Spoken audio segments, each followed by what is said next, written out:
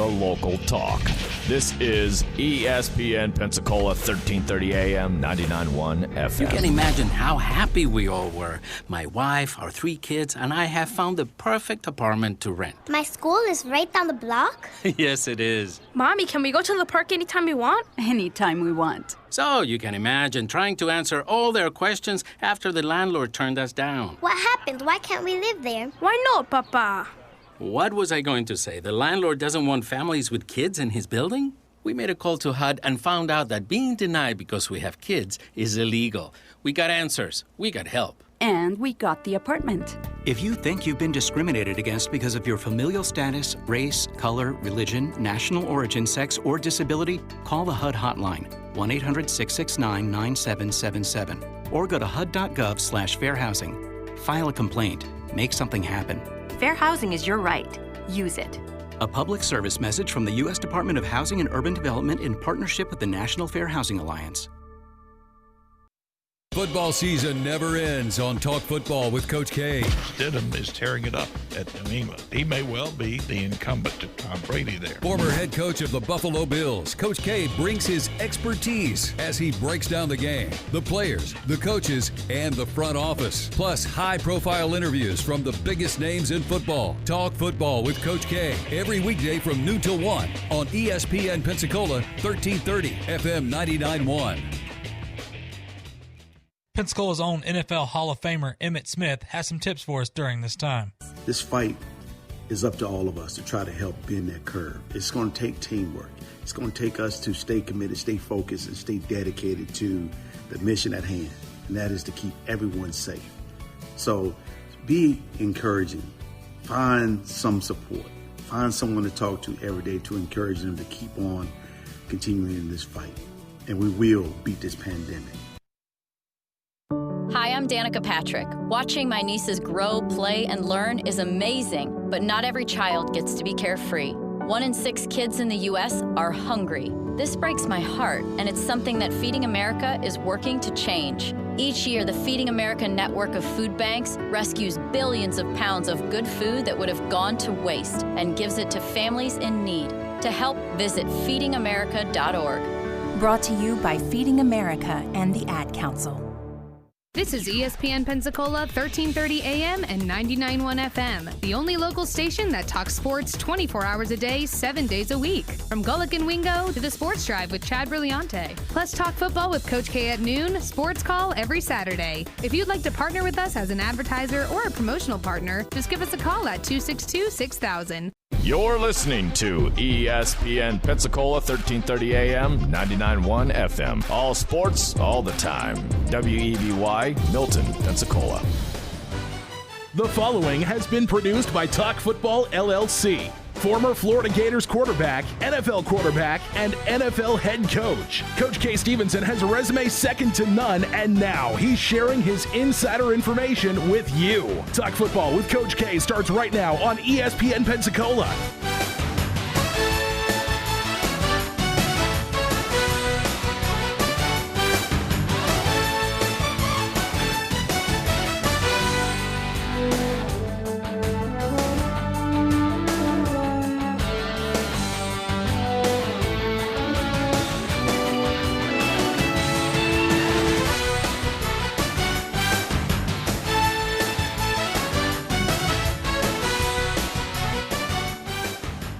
Welcome in to Talk Football with Coach K. JP here with you alongside former NFL head coach K. Stevenson on this Monday afternoon. Appreciate everybody joining us today. Hopefully you're doing well. Had a great weekend. Staying safe, social distancing, throwing on your mask. Not trying to stir up anything. Just saying at this point, look, if it helps out, it helps out, and we can all do our part. Look, as we will continue to do this each and every day on the show, I think it goes without saying, but we're going to go ahead and say it anyway. We want to thank our first responders and healthcare workers at this time and each and every day. I think it's very important what they're going through is, look, a lot of their normal life. I mean, we talk about normal is not a word we typically use, but for these folks, it's a little bit different, but nonetheless, they put themselves out there on the front lines each and every day, protecting us, getting us better, whatever it may be, from things we don't even know about. And we're so gracious for them. Having friends and family on both sides of the spectrum here, I am so proud of these folks. And, what they do for our first responders out there.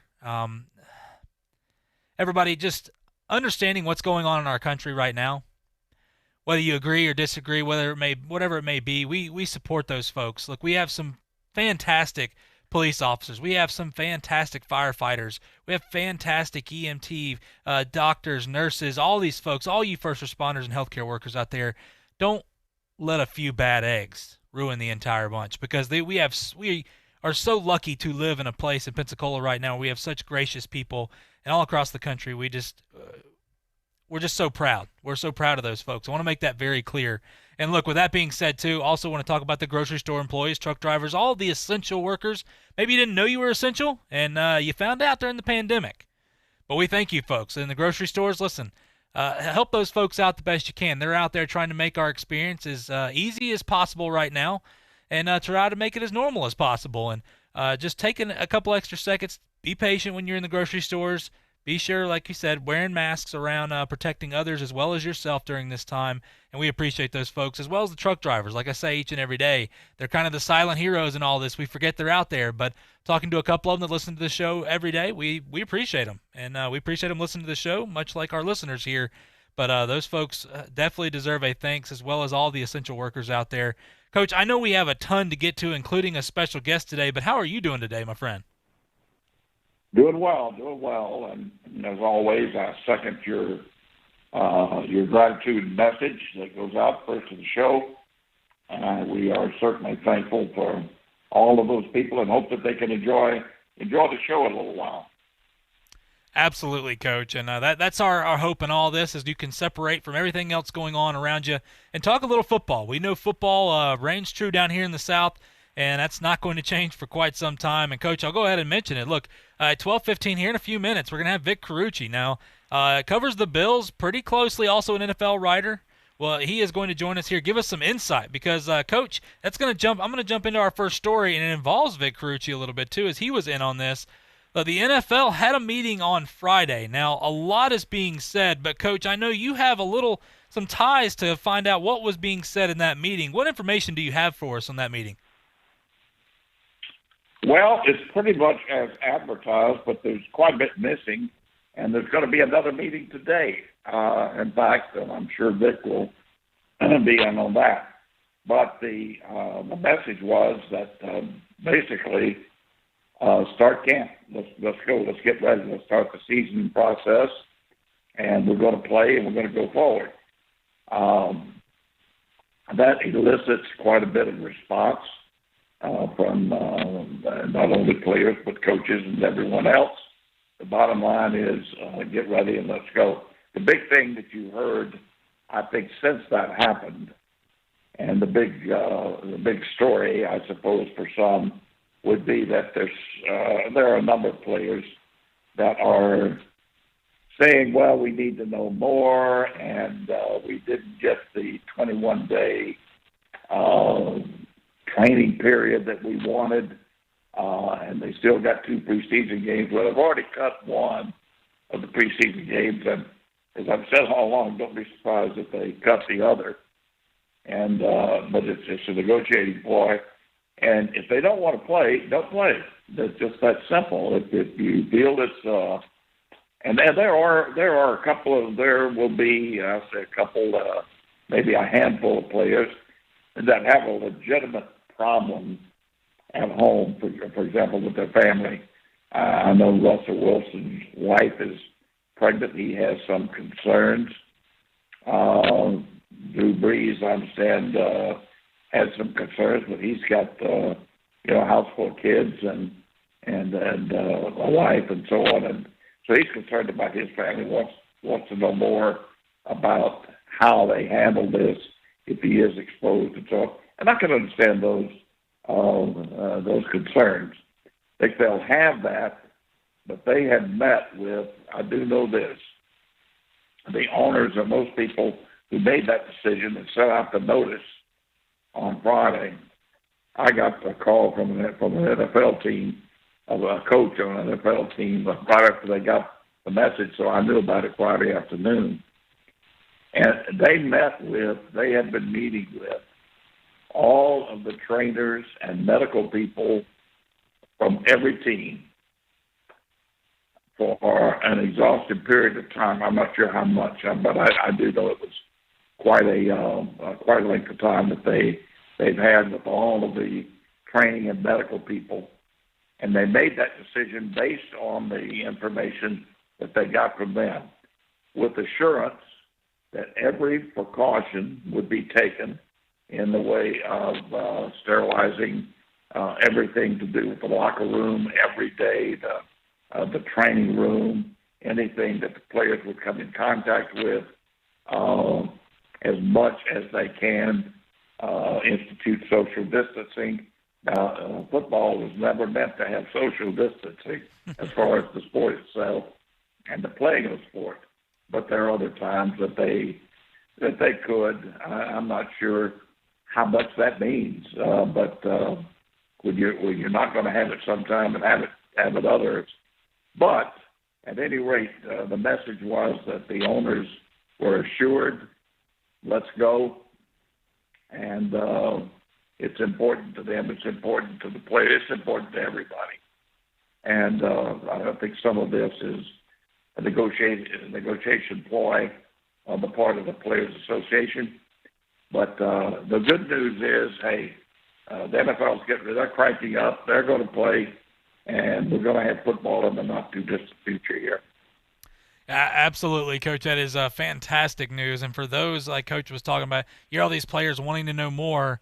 The infectious disease emergency response plans have been sent out for all 32 teams. Just has to be approved by the Players Association. But like Coach also mentioned, there will be another meeting today. So look, we'll see what's going to happen.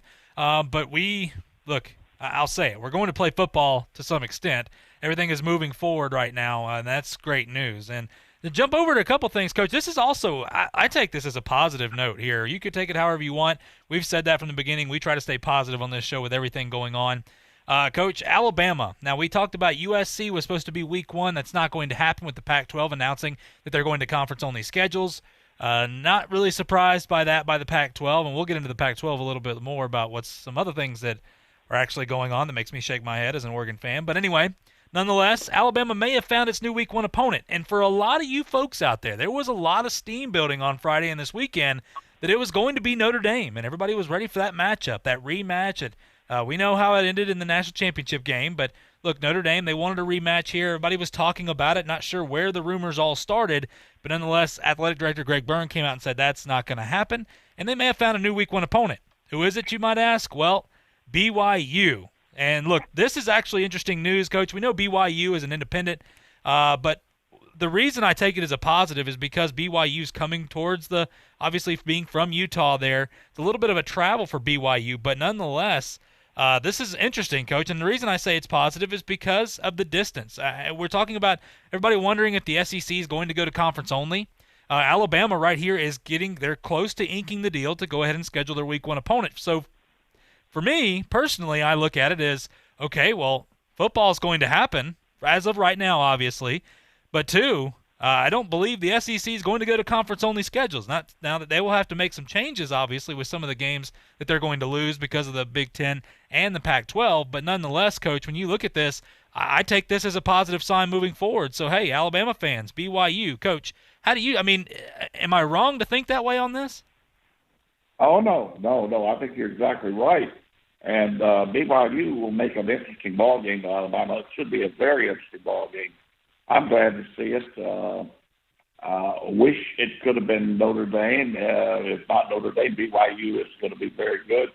But Notre Dame, my guess is that Notre Dame didn't want to open the season with Alabama and have to face that most likely rather tough meeting there and go on from there. I don't think they wanted that. And but BYU, this is an excellent opportunity for BYU. You know, they play pretty doggone good football at BYU. In fact, they can upset a lot of people because they do know how to throw the football, and they've been playing a better defense than you might expect out of that Mountain West Conference.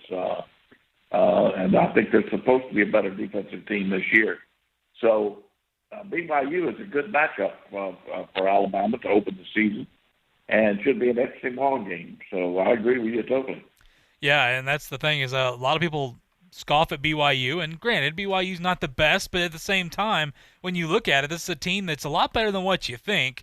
And I will say this, Coach, it doesn't matter who it is, as long as this is better than one of those FCS matchups week 1. And you know what, for BYU, I agree with you. I would love to see Notre Dame, but I agree for Notre Dame, they probably didn't want that necessarily to start off their season, especially with how the offseason's gone. But nonetheless, I'm not going to get into that. I know we got some Notre Dame fans listening out there. Coach, we got to go to a quick break. Listen, when we come back, Vic Carucci is going to join us on the show here. Of course, an NFL writer. We'll get into more of that, and we'll talk more about the NFL season and some of what he's hearing up there is he is one of the best in the business. You're not going to want to miss it. Coming back with Vic Carucci right here on Talk Football with Coach K on ESPN Pensacola. I'm attorney Stephen Luongo with Levin, Papantonio, Thomas, Mitchell, Rafferty, and Proctor in Pensacola, Florida. Distracted driving is a dangerous epidemic on America's roadways. In 2016 alone, over 3,000 people were killed in motor vehicle crashes involving distracted drivers. This according to the National Highway Traffic Safety Administration. For more information, please visit us today online at levinlaw.com. Please be safe on the roadways. Stop the text, stop the wrecks.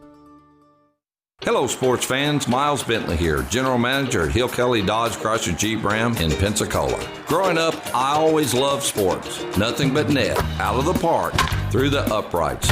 Sink the puck Bentley, that was me.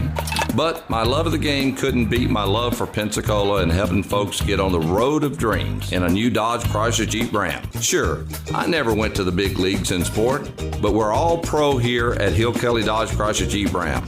Proud to be in Pensacola. Sometimes your bank, your family, and your friends love you, but they don't have the money to help you. Sometimes we have chances to make money, but the old saying, you've got to have money to make money, rings true. At Pensacola Specialty Pond, we can help. If you have trucks, heavy equipment, airplanes, boats, jet skis, anything with value, Pensacola Specialty Pond can loan you that short-term money you need.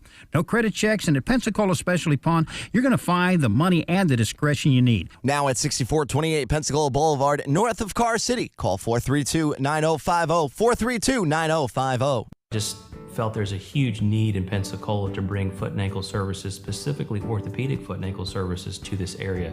There's so much growth in Pensacola. I wanted a freestanding orthopedic foot and ankle center to do this, and as far as I can tell, this is the only one really in the country that's freestanding. Most orthopedic surgeons are part of a multi-specialty group. So we offer on-site x-rays, on-site CT scan, and on-site MRI. They can come to one place. Visit NielsenOrthopedics.com to reserve your appointment today.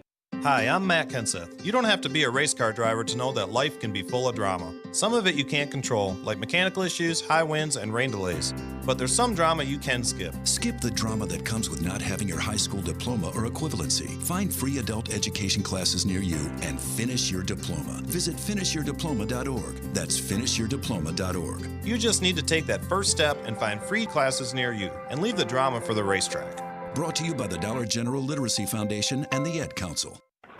Hurricane season is upon us, and although we aim to bring you the latest news in sports, we're committed to bringing the Pensacola community the latest updates and information during the 2020 hurricane season. In collaboration with our sister stations, News Radio 92.3 AM 1620 and Cat Country 98.7, stay up to date with breaking weather news and updates on the biggest storms impacting Northwest Florida by checking our Facebook pages at Cat Country 98.7, News Radio 92.3, and ESPN Pensacola. See, very intrigued by the Dan Le Batard Show on ESPN Radio. Dan gets so mad that there isn't one dissenting voice. It's not even that much of a risk, Mike. It's a 6.5. Stugotz does that all the time. He doesn't get any credit for it. I know, but no one with credibility dares risk it because they all just want to put stars up next to their name and pick the most obvious possible thing. Thanks, Dan. The Dan Le Batard Show with Stugotz, 9 till noon, weekdays on ESPN Pensacola 1330 AM, 99.1 FM. You can watch Coach K talk football live right now on our YouTube channel at ESPN Pensacola 1330.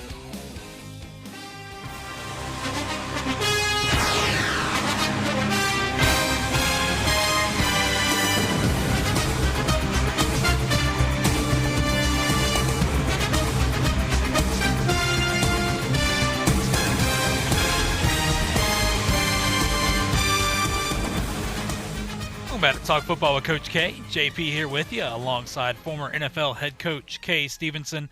This Monday afternoon, hope you're doing well. Beautiful day outside here in Pensacola.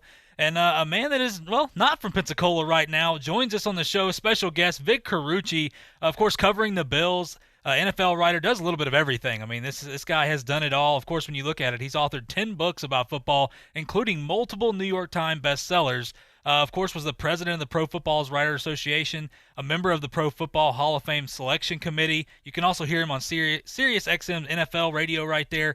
And I do want to throw this out there. Not sure. Of course, he knows about this, but probably didn't realize I was going to mention this. A Dick McCann Award nominee, which is a reporter who has made a long and distinguished contribution to pro football through coverage. That's awesome right there. And Coach K, I know that he is one of the few that you can trust in the media, so I'll go ahead and send it over your way.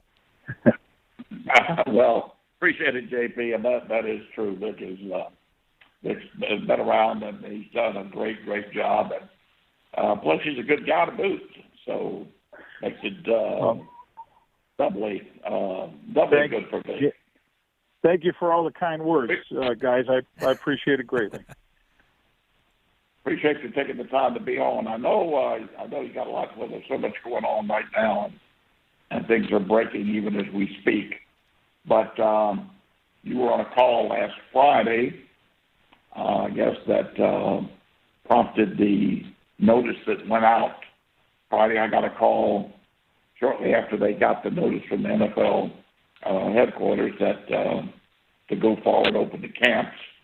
Since that time, there's obviously been some blowback, if you will, from some of the players talking about concerns on the virus. I suppose it's a double trouble here, really. I mean, there's some legitimate concerns, I'm sure, Vic, but some of it is negotiation ploy. They don't want these 2 preseason games, and I suggest to you that there won't be any preseason games when they get through with this, and they want the 21 days. But also, to my knowledge, the best I can gather is that this was an extensive amount of work. It was an extensive amount of work done by the NFL on making that decision to go ahead and open up. So anyway, where do you stand on it? Yeah, well, it is a complex issue with a lot of layers. I don't think there's any denying that, what they're dealing with. And I also agree wholeheartedly that this is a negotiation. There is no question that the decisions or the whatever decisions are made relative to making the safest work environment for everyone, not just players, coaches, staff, media, people who are all around a team on a regular basis or semi-regular basis. I think all those concerns are legitimate, and I do believe the NFL is trying to find the answers that are very hard to find. I would say that while I agree in many ways with the concerns the players have, the types of questions that are being raised, I would also add that through my non-scientific, my layperson's eyes on this, just observing, I find it extremely difficult to believe you can make any work environment, football or otherwise, completely safe. Well, there's no doubt about that, none whatsoever, especially the game of football. I mean, talk about social distancing in football is ridiculous, and there are many other aspects of the game itself and the preparation and so on that numbers of people involved make it awfully difficult to do. I'm certain that they're going to take every precaution that they possibly can. I've heard some of them to the extent that they're going to sanitize the work areas from the locker room to the meeting rooms and keep them separated to some extent. I guess, and then that may be a little ridiculous because you're going to get out there and bump heads and whatever, and then you're going to social distance. I don't know. But anyway, I think they're going to do an excellent job of that. And the bottom line is, I think, Vic, they're going to play. And, players do have a choice. You can opt not to play, certainly. Now, there may be a precious few who have legitimate concerns, like I think Russell Wilson has a pregnant wife at home, and Drew Brees has a number of children and so on in his household. But these are issues that can be worked out because you're going to have to live otherwise and still work something out. But if they don't want to play at all, they can go get a job as a brain surgeon or an attorney or whatever they want to do. And they can take that road if they want to take it. I suggest that they're all going to play. I don't think you'll have anybody not playing unless they test positive. So I really don't see any other way that goes. Yeah, Kay, I believe that that the vast majority of players not only sincerely want to play, but will play. There are going to, I would be, I guess, somewhat surprised if among the, I don't know, whatever it is, 12 to 1,500 players that are in the league, that if you dealt with, a very small, maybe a handful, who will cite the reasons for not playing or for opting out, whether in some examination they had an underlying condition that could be a cause or at least a concern. But I think the main concern I've heard expressed is family members and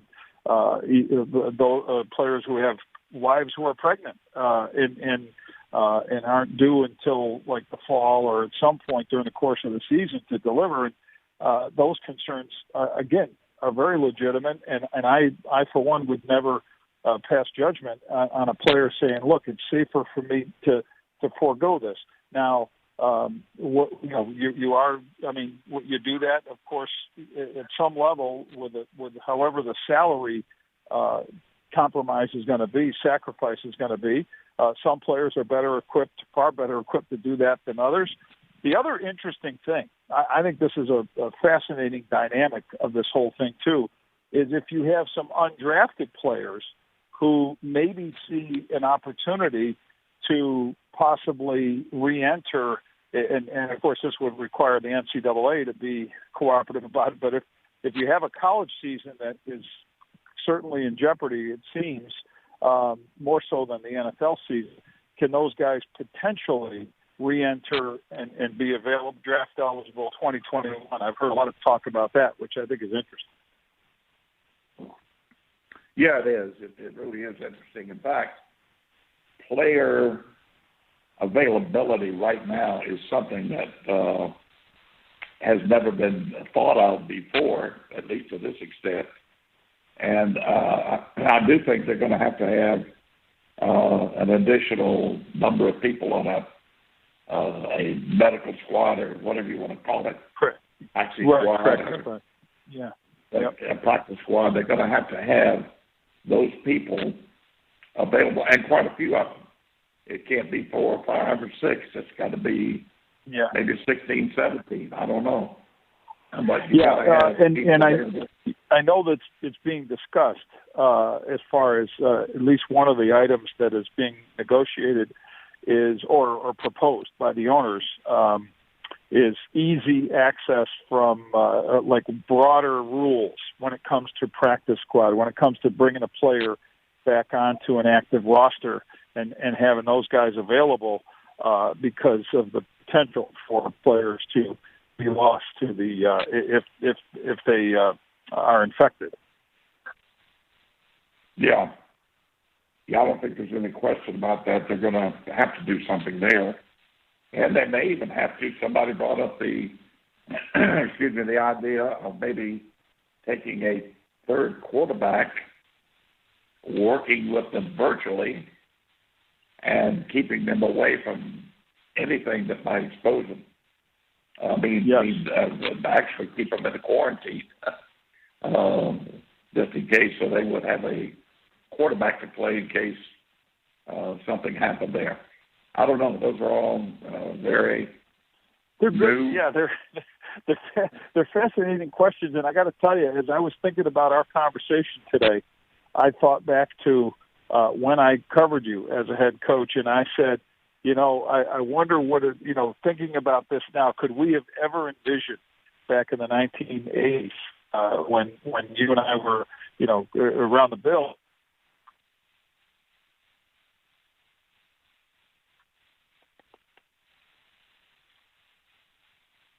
Hello? I think we lost Vic. Right, he's still on the phone. I think he may have lost service here, Coach. Oh, okay. I didn't know what happened there. We'll have to see if we can get him. Yeah, I'm gonna try to. Yeah, I'm gonna try to go ahead and get him back on real quick. Or we could go to a break here if you want to. Yeah, well, you know what? We'll go ahead and jump to a break because I know Vic getting into this. We definitely want to hear, especially Vic Carucci right there, NFL writer for, of course, covering the Bills, but covering all the NFL. Some great insight here. We're going to go to a quick break so we can get him back on here with us. You're listening to Talk Football with Coach K on ESPN Pensacola. I'm attorney Stephen Luongo with Levin, Papantonio, Thomas, Mitchell, Rafferty, and Proctor in Pensacola, Florida. Distracted driving is a dangerous epidemic on America's roadways. In 2016 alone, over 3,000 people were killed in motor vehicle crashes involving distracted drivers. This according to the National Highway Traffic Safety Administration. For more information, please visit us today online at levinlaw.com. Please be safe on the roadways. Stop the text, stop the wrecks. Hello, sports fans. Miles Bentley here, General Manager at Hill Kelly Dodge Chrysler Jeep Ram in Pensacola. Growing up, I always loved sports. Nothing but net, out of the park, through the uprights. Sink the puck, Bentley, that was me. But my love of the game couldn't beat my love for Pensacola and helping folks get on the road of dreams in a new Dodge Chrysler Jeep Ram. Sure, I never went to the big leagues in sport, but we're all pro here at Hill Kelly Dodge Chrysler Jeep Ram. Proud to be in Pensacola. From first take to your radio. Some players going to get less because Patrick Mahomes got more. Now, Mahomes is such a good dude and such a team player, and also from a selfish point of view, I'm sure wants to win lots of Super Bowls, that he did not sign the kind of deal that hamstrings the team going forward. He signed the kind of deal that will allow the team to be very competitive around him and because of his greatness likely win more Super Bowls. 1 till 2, weekday afternoons on ESPN Pensacola, 1330 AM, 99.1 FM. This is Davis Allen from Sports Call with Davis and Justin, and you're listening to Talk Football with Coach K on ESPN Pensacola, 1330 AM, 99.1 FM.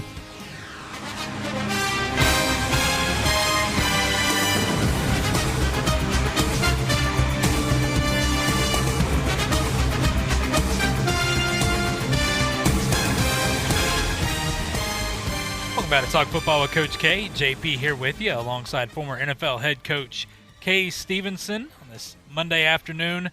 Oh, we got Vic Carucci back with us. Vic, appreciate you coming back on with us. No problem. Sorry that broke up here. We had a little connection issue, but we're good. Okay, Vic, go ahead. You were saying something about imagine if we had had this situation back in Buffalo years ago. And I can understand where you're going. I was just curious to see what your mindset would have been to ever think of dealing when you're seeing other head coaches deal with this.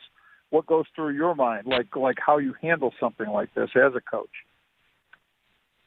Well, yeah, you think about it, and I certainly would not get into all the logistical nightmare involved there.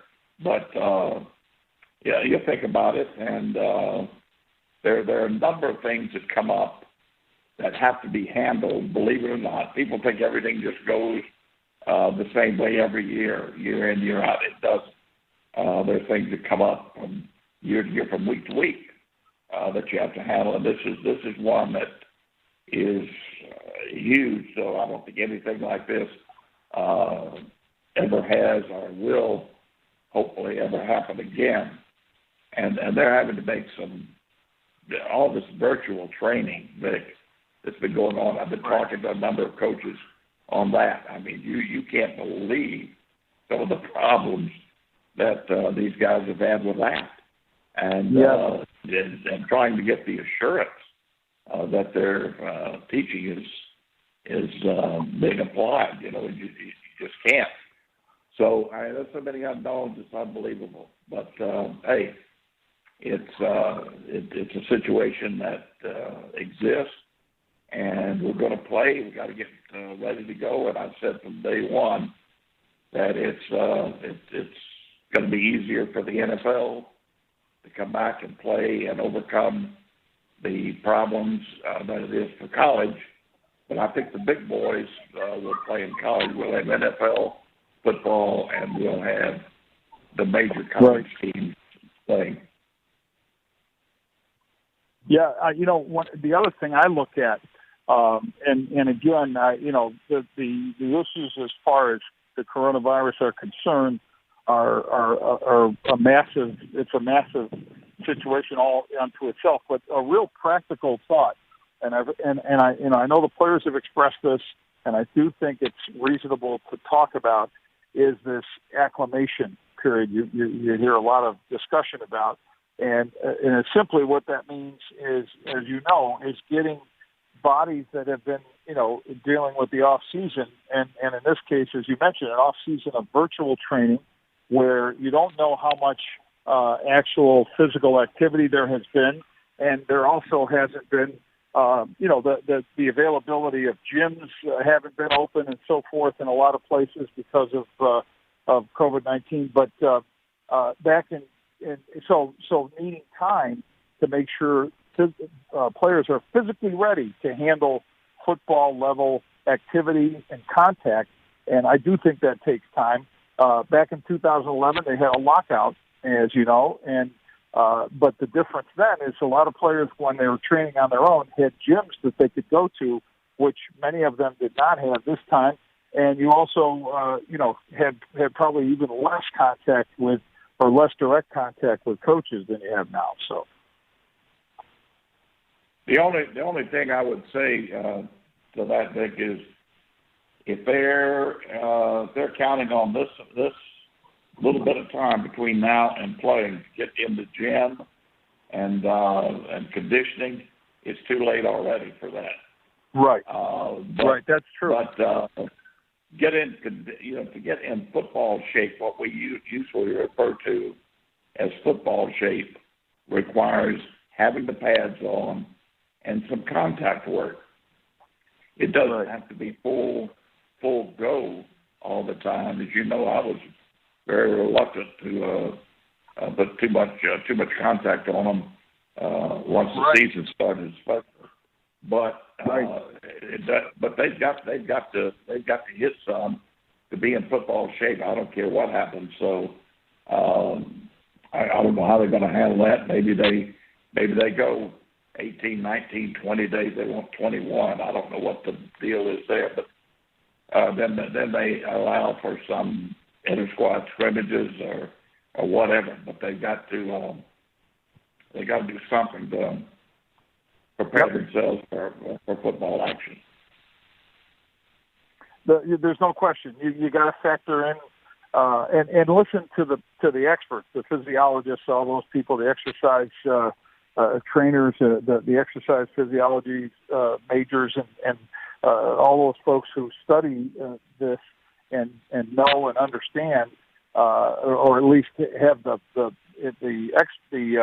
scientific understanding of what a body needs to do X, Y, and Z. And there's been so many advances in, as you know, in the technology that they can monitor all the players' physical movements, and they could tell even during these workouts. I know the Colts were one team that had their players with these sensors that they were wearing, that they could, wherever they were in the country, Georgia or Florida or wherever it might be, from Indianapolis, their strength and conditioning staff was able to keep an eye and keep track on, okay, this is how much running so-and-so has done, how much lifting and keep a record that way. Because as you also know, that off-season work is tied to a lot of bonus money. So there had to be some level of being able to track that for the payments to be made. Oh yeah, no doubt about that. Well, it's just there's so much involved in get that. I do think though that we're on the road, and let me take one other step here and talk to you about what do you hear in your circles about college football? What are the things that you hear out there concerning the startup of college football? Concerning college football? Yes. Did you say? Yeah. Okay. So what I've been hearing, and I talk to a lot of the people associated with the University of Buffalo program, which is a mid-major program, and they have tried very hard to keep their head coach, Lance Leipold, is tried to keep what he called continuity, consistency. And I'm sure the coaches throughout the nation have tried that, with the exception, of course, for the Ivy League.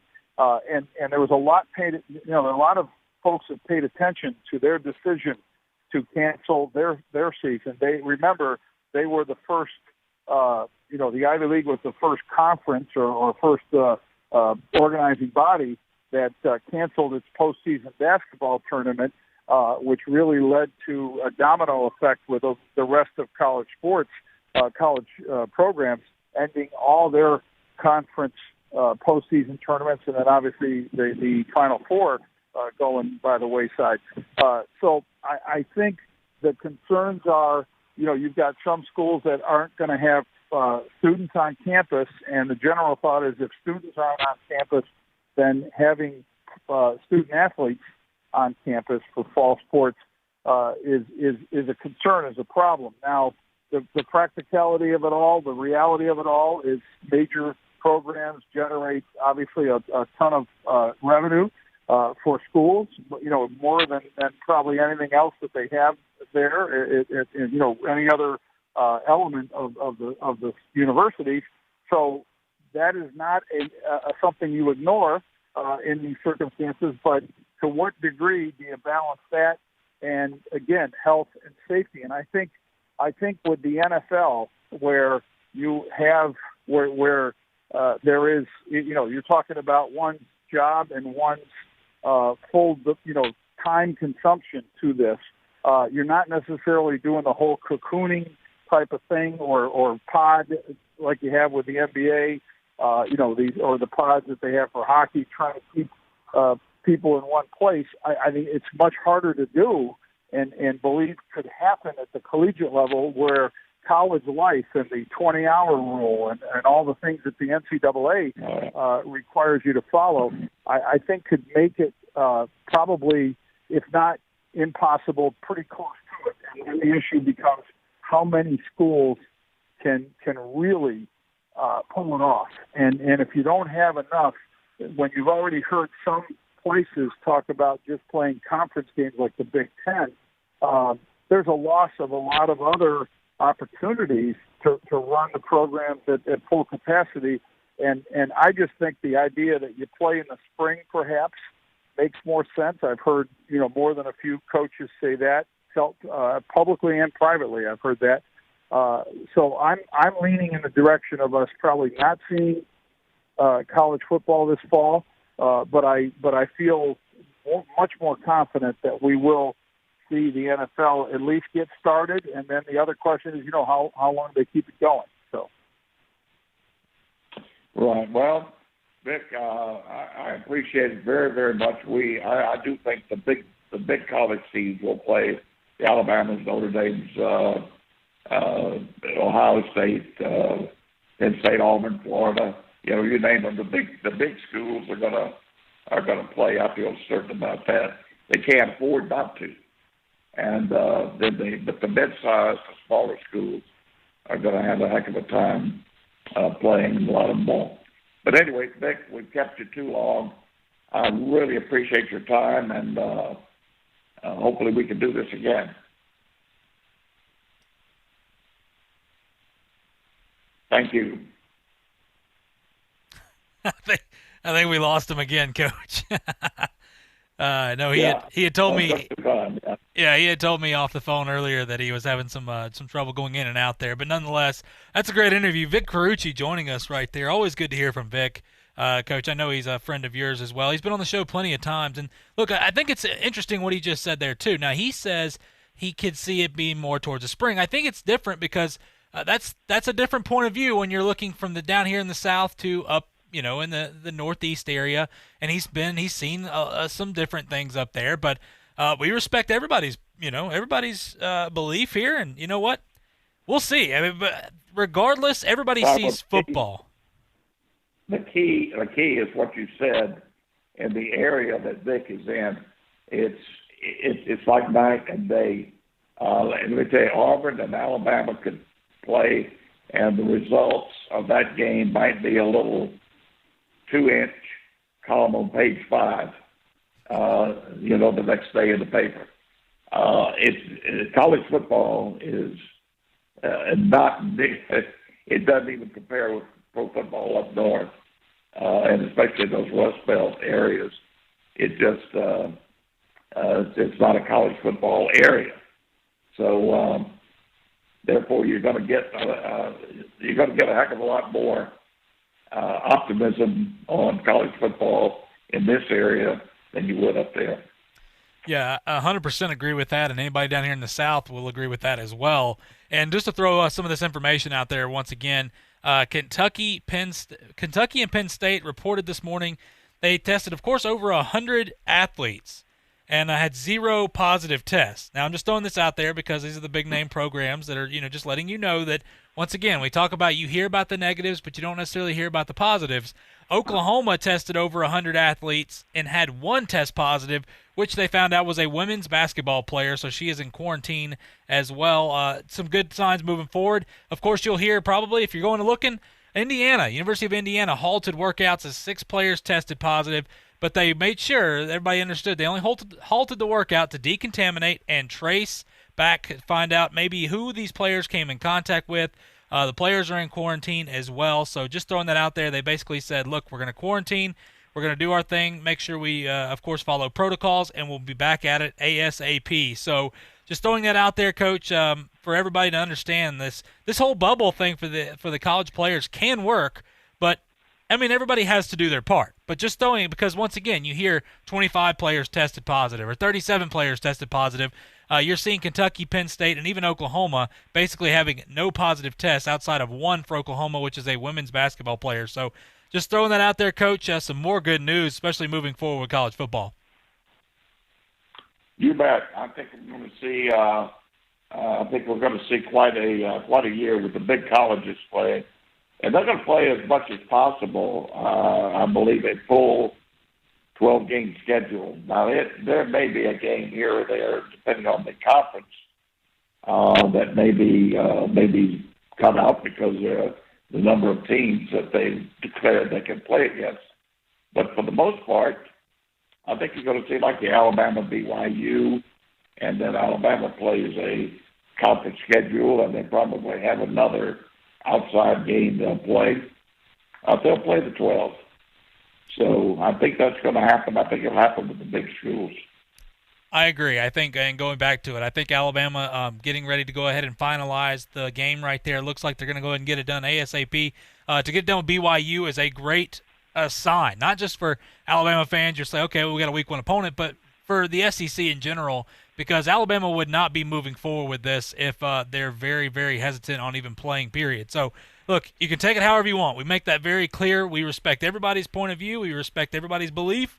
But I'm just saying that right there is a positive sign to me, especially when we're looking for any positive signs going on in our world right now. Listen, we're going to go to a quick break, though, Coach. When we come back, what in the world is going on in the Pac-12? We'll explain right now. And then Greg Sankey talking about SEC fans, a question that he has gotten quite a bit.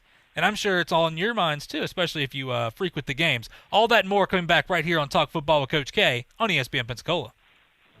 I'm attorney Stephen Luongo with Levin, Papantonio, Thomas, Mitchell, Rafferty, and Proctor in Pensacola, Florida.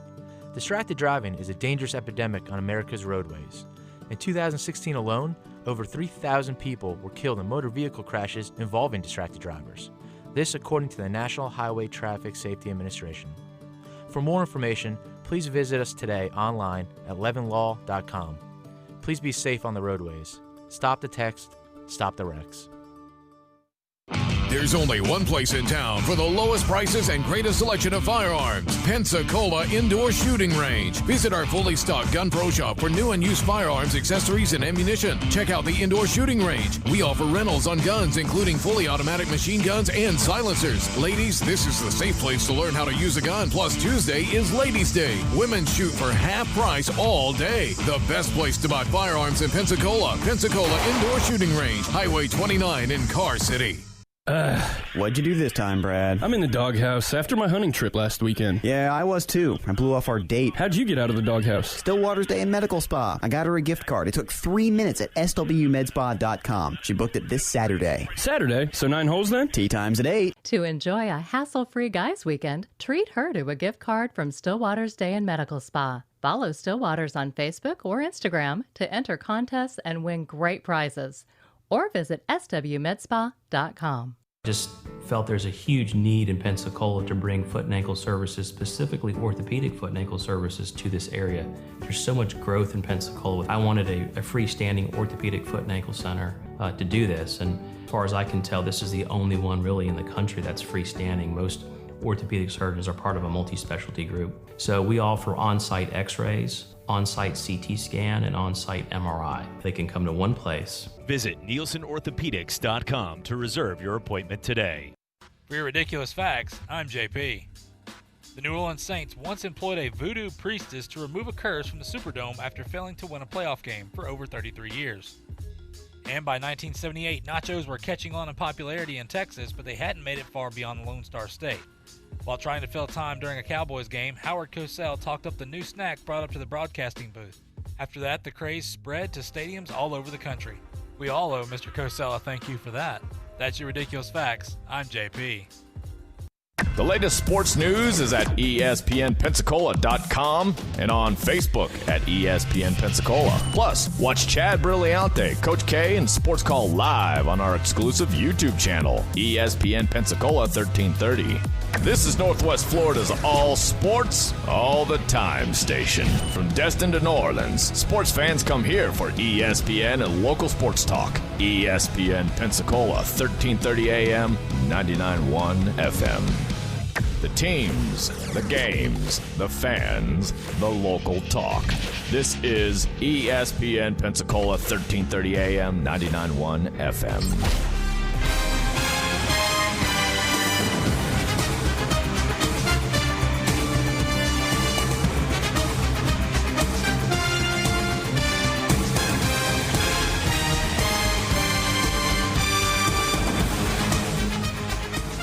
Welcome back to Talk Football with Coach K. JP here with you, alongside former NFL head coach K. Stevenson this Monday afternoon.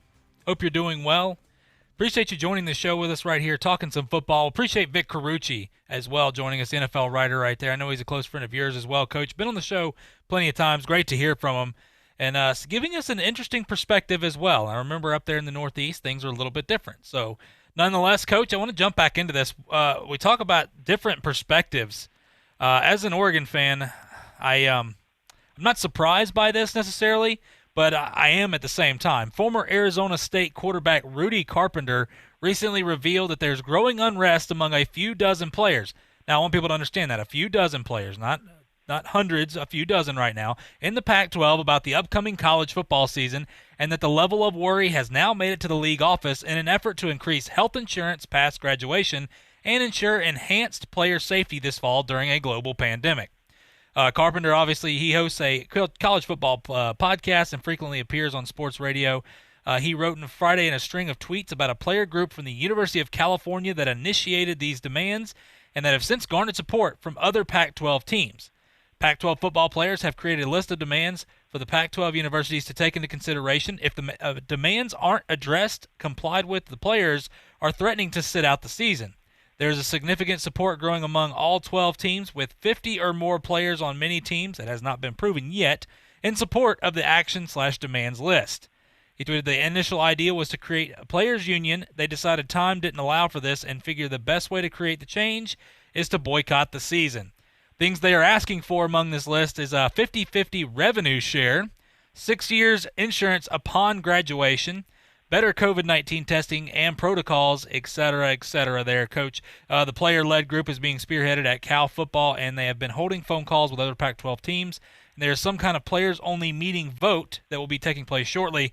Coach, look, I'm not a 50-50 revenue share. I don't know what that has to do with a lot, but nonetheless, any surprise here that this is going on right now? And, Coach, do you truly believe that these players would actually boycott the season? If it was going on anywhere in the country, it would be out on the left coast, okay? Now, they've all got better chances of becoming nuns than having that happen. 50% of the revenue, you got to be kidding me. What they need to do is hang up their football gear and get out there in the streets with the other rioters and get involved with that. That seems to be what they're looking for. So anyway, no, I'm not totally surprised based on where it's coming from. So I'm going to let it go with that, and it's going to be a heck of a football season if they don't play out there. It's certainly going to be something that's going to take a long time to overcome. Yes, I agree, and I am not surprised necessarily as much as I kind of am surprised that out of nowhere this happens. But nonetheless, the 50-50 revenue share makes me shake my head because I wonder what does that have to do. But nonetheless, look, I need make this clear. Being an Oregon fan, I need Oregon to play this year, Coach, because the other side of my family is Auburn, and so I would have no choice but to root for Auburn. And look, I love my other side of my family to death, but I don't want it to come to that. Nonetheless, a positive sign here. Greg Sankey was on the Dan Patrick Show, of course, earlier this morning. It was interesting enough, had some great questions. I did ask him one question that not surprised by his answer, but nonetheless a good sign here, Coach. He was asked, look, what about tailgating? Now, when he was asked this, he started laughing, and he goes, well, you would be surprised that I've been asked by athletic directors, coaches, and, of course, family members, what about tailgating? What do we do with that? Can we still do tailgating? And he said, listen, we have not banned tailgating. He said, I think our effort now has been actually look at the campus policies. So that's where I spent my time this weekend and ask our campus personnel what your policies allow. I think our state and local policies will be in play there. And to the extent we have to regulate, whether it's in stadium numbers or masking, which has become prevalent, or even outside the stadium, we will if it's necessary. I'm not sure that's going to be necessary based on what's happening at the state and local level, but nonetheless, we have not banned tailgating. So listen, Coach, with something, we know a lot of fans, of course. I have some friends of mine that go to every single Alabama game, and they will not miss it. It's kind of a family affair to them. They love it. They plan their year out doing it. They don't go on vacation. That's their vacation on Saturdays for the home games right there in Tuscaloosa. And I even asked them, I said, well, what if they don't allow you to be in the stadium? They said, we still want to go tailgating because it's a part of the experience.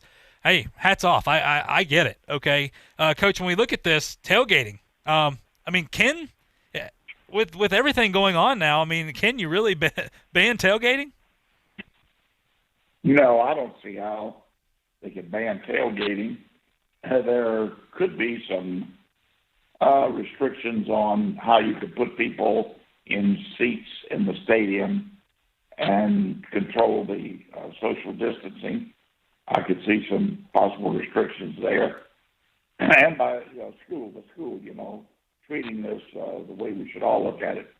But I don't see how they can do that with tailgating unless a group of cars pulled up and they created a big circle out there. But usually there's some distance between people, and they're outside, and they have cookers going and barbecue grills and that type of thing. So I don't see how they could control that. They may try to patrol it just to make sure that they're not having a big swimming pool type effect, with everybody joining in. But other than that, I don't see how they could keep them from having tailgating if they truly want to do it. Yeah, I agree with that, and I think the tailgating will be there. No doubt, especially we know SEC fans.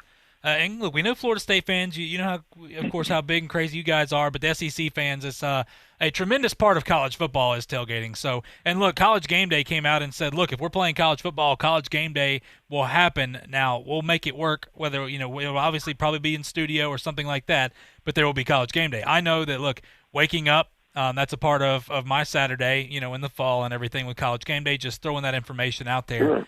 And, Coach, I do want to mention this, too. Urban Meyer. Now, Urban Meyer was a guy who, in the beginning of this, was kind of a naysayer, much like Kirk Herbstreit. Now, we know Kirk Herbstreit has renounced his, of course, opinion earlier, saying that there won't be any college football. He didn't see how it's going to happen he believes that we will. He doesn't see any way that we don't have it now with everything that's going on. But Urban Meyer goes on to say, I'm back to yes. We are going to play. We are going to play for sure. I've got so much confidence in the way these universities are handling this opportunity right now. I love the fact that we went conference only, of course, talking about the Big Ten, because they can have control over the protocol and start and stop dates, etc. I am very optimistic right now. Coach, I just mentioned that because I know we got a minute or two left here, but people, even during the times right now where cases are surging in some areas, these protocols are working for the majority of these colleges as long as they follow them. So it's obvious, Coach. I think at this point, of course, anything can happen. It's a day-to-day process, but we are going to play college football. Oh, I think so. And again, I say it again. I think big schools, smaller to medium-sized schools, are going to have some problems just because of the logistics involved in putting on a safe affair, okay? And they don't have the money at stake that the big schools have. Can you imagine the money that ESPN, CBS, NBC, all of them are willing to pay to have college football on and NFL football? It's amazing. And they have contracts for this year. So in order to get that money, they're going to have to play. Now, they'll play it, and it'll be as safe as you could make it. There are people every day that we come on, we thank the people, the first responders and the people at grocery stores and truckers and everybody else. They have to get out and do it, and they do it, and they do it safely. So, hey, we got to play football, period. Yeah, I agree, Coach, and me and you talked off air about this plenty as well. And remember, Kentucky and Penn State, of course, had over 100 tests this morning. They all came back zero positive, and Oklahoma had one test positive, which is a women's basketball player. So there's positive signs moving forward. You have to hunt for that information because you only hear about the negatives. But nonetheless, Coach, that sound means it's time for us to go. Look, we appreciate Vic Carucci coming on with us. We didn't get to everything, but you know what? We'll give it our best shot tomorrow. But it's been an absolute pleasure, Coach. You bet. Look forward to tomorrow, JP. See you then. Yes, sir. Appreciate it, Coach. Appreciate our listeners out there. Look, we'll be back the same time tomorrow talking some football with you right here on Talk Football with Coach K on ESPN Pensacola.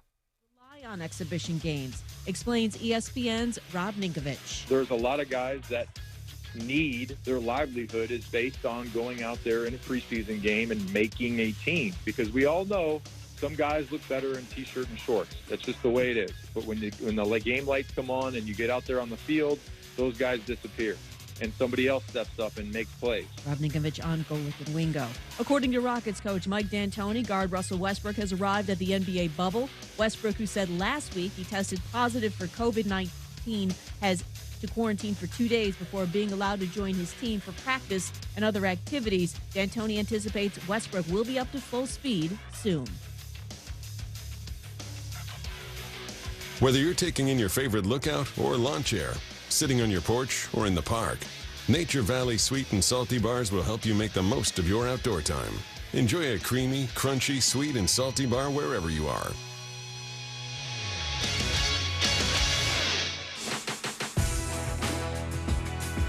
It's First Take, your take on ESPN Radio, the ESPN app, Sirius XM Channel 80, and ESPN News presented by Progressive Insurance.